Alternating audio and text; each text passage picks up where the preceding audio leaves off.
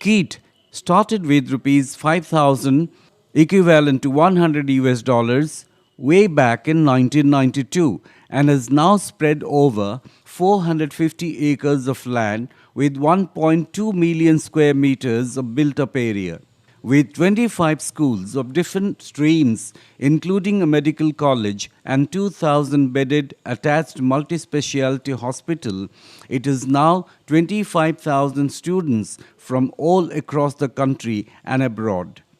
The institution has been accorded A category status by the Ministry of Human Resources Development, Government of India.